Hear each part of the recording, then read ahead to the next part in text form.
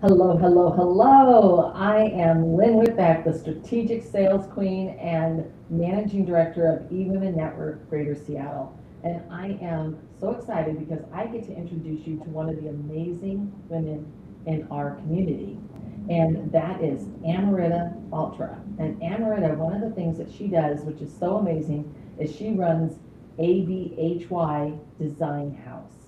And she makes some of the most beautiful pieces of, I would call artwork, that you can use in your home, in your workplace, to just generate that feeling of calm of having these beautiful objects.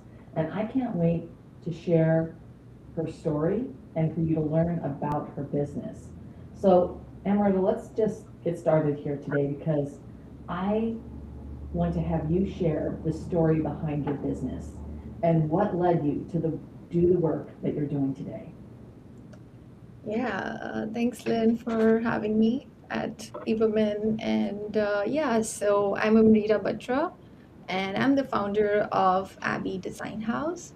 And it's an architecture-led lifestyle object studio, and it's based in Seattle. So my background is in architecture. I have been an architectural designer working in one of the prominent firms in Seattle, and I've been learning, and that's what led me to, I grew up into having my own style for design, and I really feel that the Abbey Design House grew from a very simple but powerful question about how can these objects and the spaces around, how can these objects make a feeling in the space. And that's why, so Abbey Design House is very much like handcrafted and story-led pieces for interiors, for gifting, for wellness spaces, and hospitality, and also for everyday rituals. So our work really includes special handcrafted objects, which are basically where we kind of study how these old forms were made, and then we contemporize them and make like new forms and new pieces where we still respect the history of how the objects and how these the methods of making were followed, which were like some of the art forms we work with are like century old, and like some of them are like 3 century old. So these are like really important finds, and we want to respect that culturally and how these things were found and made. And then I kind of go about understanding their technique, and then we make new forms out of it. And then the interesting thing is that we kind of make a blend of different pieces.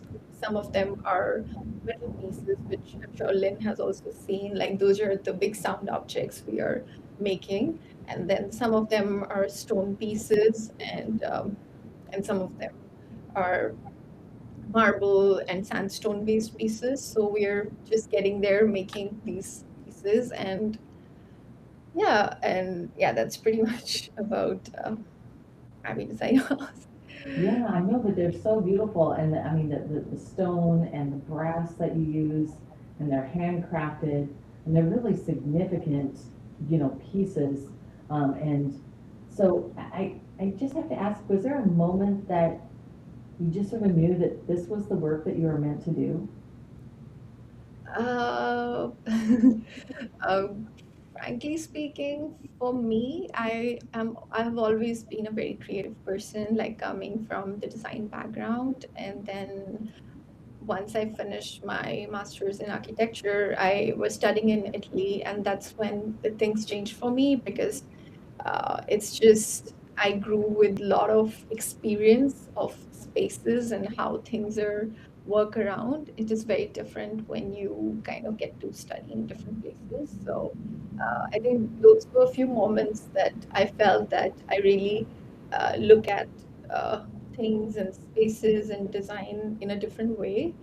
And so yeah, I mean, it's just like a journey for me, and like simply deeply connecting with crafts, material, and culture of different places. Like being raised in India, and then I got trained as an architect, and then I studied in Italy, and then later, like practicing in Seattle and being at these different places, I felt all of that has just made me uh, bring my own essence to my work, which is, I feel like that's how I feel that I create that different dictionary for myself as a designer.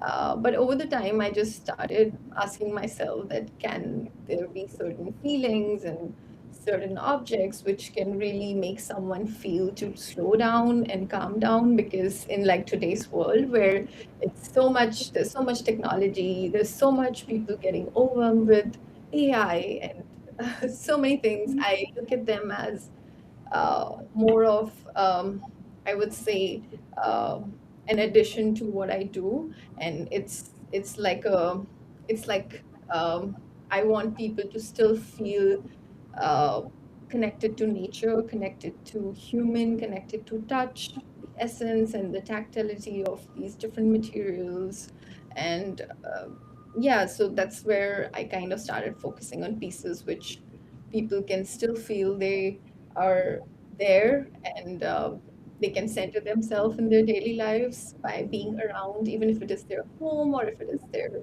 a special space or like a library or something like that where they see themselves having their own sweet corner. So Yeah. So the sense of calm and peace that, and being grounded and connected. And you serve a lot of different types of, interior designers with hospitality, with, specialty gift stores, um, and obviously, general people who just want this in their home. And you even had recently a show at the Seattle Design Center, is that correct? so previously, I think very recently, I did a design show at Seattle Design Center, which was really great because I got to connect with like lot of interior designers and people who are really looking for new things and really want to challenge themselves and take on to like accept there are different ways that they can bring that human essence into their palette of interiors, in their colors, in their textures. So there were a lot of architects and realtors and a lot of people who really like are connected to certain things. And there were so yeah, I think there were a lot of people walking in were like boutique stores, home furnishing stores, and uh, Yeah. hospitality, spa, wellness related. So really, the kind of people I was looking for. So it was a great networking and a great exposure for me. And yeah, I mean, I was really happy to be there and talk to people, get their feedback, and we did win the best new finds for the Seattle Design Center. So, so that was the win. So everybody voted for like different booths. So yeah, we went for that. So, yeah, that was uh, That's amazing. I yeah. mean, that's new finds.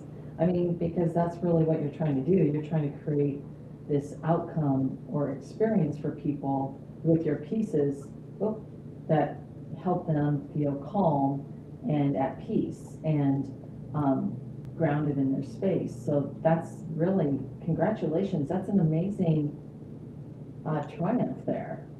Yeah, thank you. Yeah, I mean, I think it was really like me launching a part of collection with stones. I know you've seen my metal collection, but this was like some of my stone pieces which I was working on, and this they were like really nice, and people really reacted to it. So I was glad that I'm getting some reaction and see how things go forward. All right, wonderful.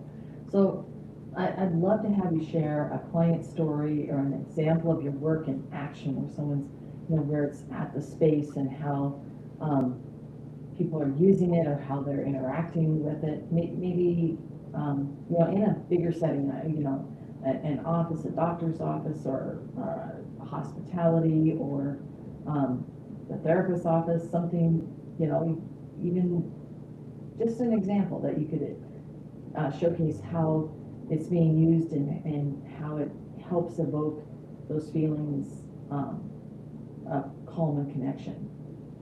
Yeah, so for example, like there are different instances where people can be part of using the products. So for instance, when it comes to feeling wellness and being in that mindful gesture, feeling that calmness, you can really use like these sound objects where we have these bigger sound objects, which are metal pieces to like they go in different sizes and uh, we have some of them placed in Cascadia Museum where we did show it during the Mental Awareness Month where it was fun. Like a lot of people try to play and hear the vibrations and hear the frequencies, and it's really amazing that a lot of different people uh, tend to like different sounds and like the human body is water, so when you ring these different bells they tend to vibrate the water inside your body, and then it's how like people tend to attract towards certain pieces, and a lot of my bigger pieces we try, so they did play it during the sound bath sessions and meditations sessions which happened in the museum during the weekdays, and for the weekends they had it like an art installation, so it was really like a corner which one can create in their space where they like to meditate if it's like a residential property versus if you're a owner of a boutique store or a yoga studio, you can have these pieces interacting for people and you can play them during the session so people can focus on the sound because it's easier to focus on the sound, I feel, rather than just meditating in silence. Sound can help you focus quickly.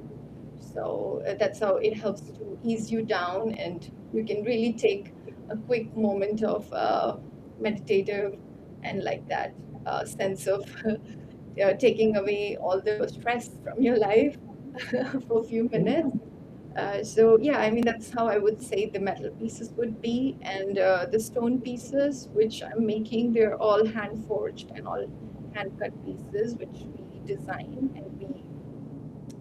So I design them from scratch, and then we kind of work with artisans, and then they are all hand cut, and where I make sure that all the pieces are done in a way that people tend to place them in their homes or in their offices, and even for like for the spa and wellness these pieces play very well because you can place them in wet areas where you have these uh, countertops and uh, I don't know, like kitchen countertops and spa areas where you have a lot of water around it. These objects tend to absorb a lot of water, and then they kind of the color changes because it's like all the stone pieces are handpicked.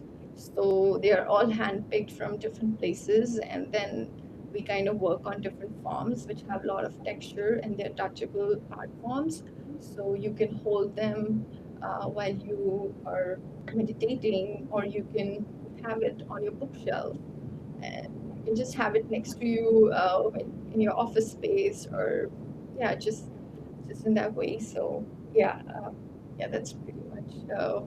I feel that people can have some art form which they can have it in their backyard or in their landscaping or things like that. Yeah. I love the idea of it being a stress reliever. I mean, that's so beautiful. So, and Rhoda, as a business owner, what's one growth lesson that you've learned from other women entrepreneurs, or you've learned that other entrepreneurs could benefit from? Let me get that right. As a business owner, what's one growth lesson you've learned that other Oh, I think. Can you repeat? I think I lost your voice. Oh, I Um, was asking what was one, uh, what's one growth lesson that you've learned as a business owner, that other entrepreneurs could benefit from? Yeah, I mean, I'm a very young entrepreneur. It's not been very long, but how much ever I have learned in like year and a half, I see that I feel everybody should have patience when they're starting. And I mean, I think opportunities can fall from anywhere. So it just depends how much you want to, how passionate you feel about doing that certain work. And if you do, I think things will tend to align. And if they don't, I feel one should still keep going on. And yeah, I mean, because it's very different when you're working as a professional in a corporate world versus someone who is just working as a business woman and or a man. I feel it's very different, like both the situations are very different. So me coming from corporate world into the business, I see a stark difference, and I'm kind of getting the hang of it. And it's challenging for sure, but I feel the same. Like there are deadlines. I have like all those things happening. My calendars are full. So and I'm starting to like that. That I have things that I'm trying to getting more organized, and I feel organizing oneself is very important. Because otherwise there's a lot of information and then nowhere to go. Yeah, So yeah. no, I love that. I mean, the idea is, of course, of being patient, but also, having a strategy and focus uh, to see you through. That's very good advice. Thank you so much. So, what does being in the right business community, or why, I should say, does being in the right business community matter to you? I mean, especially as a woman business owner. Yeah, I mean, for me, I feel like, especially like, I think I started to realize that once I started meeting different people. And I think even like when I met a lot of people during eWomen, I think I got introduced by some of the members of eWomen. Maureen was one of them. But I was really glad that when I got to like meet you, like for example, like there was like I felt that there's a way that you can express yourself, and I feel like being part of the community. And because I mean, what I'm trying to do is for community, and to build that gesture, I would need more people who understand that, and they want to be part of it. And yeah, I mean, and I feel like there's a lot of support structure, is what I feel like when I talk to different people. When I'm anywhere, and especially like at eWomen, I do feel that support. Yeah. uh, yeah, a support system. I feel that's very important for entrepreneurs, and especially women. Like uh, there are a lot of different things which women go through. They are very different compared to men. So I feel that yeah, it's Yeah. good. Having that supportive community, and of course, you've got women at different levels, at different stages. How has Evenman Network specifically, sorry, I think I just hit my phone. I tell you, all the things I can talk to you these days. How has just a sense of being in this community supported your business journey? Yeah, I think community like e-women network, I feel they create that room where, a woman can really show up on, on just not only as a business owner, but also where you can connect and be supported and be a supporter, and also like be a collaborator with someone, or, you can be a great connector to someone. So I feel like there are those kind of instances which I feel that they can happen. And I mean, Abbey Design House doesn't grow only like through transactions, and they're like you need to grow that trust, that conversation, those introductions, and I feel people understanding the story behind what the kind of work I do, and like for instance, Lynn, what you are doing, I mean, we kind of interact and we understand what each of us are doing, and we know that somewhere down the line, I know that, oh, there's this person, I want help, and I know that there's so many people in Eberman that, it's just there. I don't have to go somewhere outside to find the people, and I meet them during, you know, the events we do, and all those kind of things. I feel it's more comfortable to be in a circle like that.